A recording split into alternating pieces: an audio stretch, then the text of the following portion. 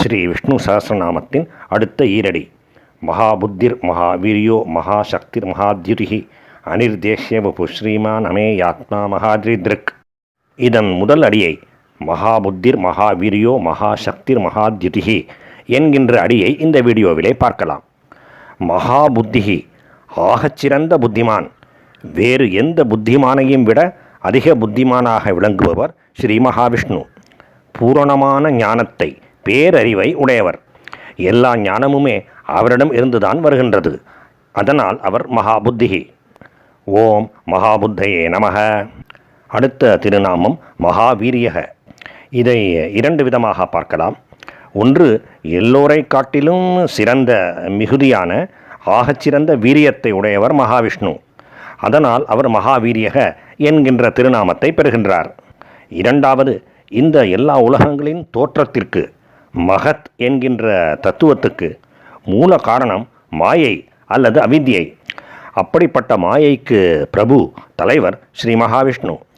அந்த மாயை என்கின்ற வீரியத்தை உடையவராதலால் அவருக்கு மகாவீரியக என்கின்ற திருநாமம் அமைகின்றது. ஓம் மகாவீரியாய நமக.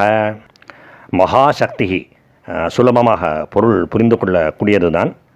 மிக சிறந்த, மிக மிக பெரிய சக்தி அல்லது திறமையை உடையவர் மகாவிஷ்ணு.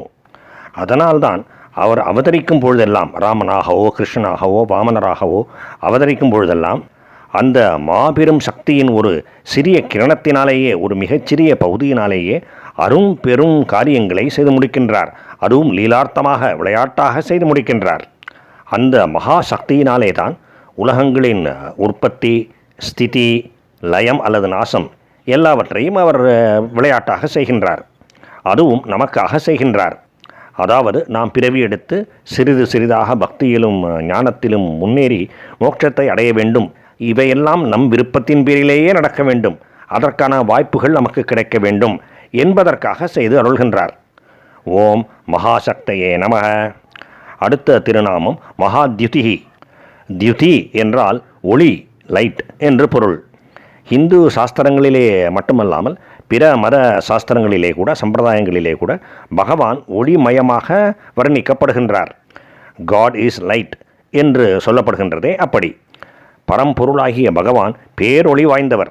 அப்படி ஒளியாக மட்டும் இல்லாமல் புலன்களுக்கு புலப்படக்கூடிய மற்ற விஷயங்களாகவும் அவரே தான் பரிணமித்திருக்கின்றார். பகவானாகி அந்த பேரொளியின் ஒரு சிறு அம்சம்தான் சூரியனும் சந்திரனும் தாரகைகளும். அப்படிப்பட்ட பேரொளியாக அவர் இருப்பதனால் அவர் மகாத்யுதிஹி என்கின்ற திருநாமத்தை பெறுகின்றார். ஓம் மகாத்யுதையே நமக. பகவானுக்கும் பகவானின் திருநாமங்களுக்கும் பக்தர்களுக்கும் நமஸ்காரம்.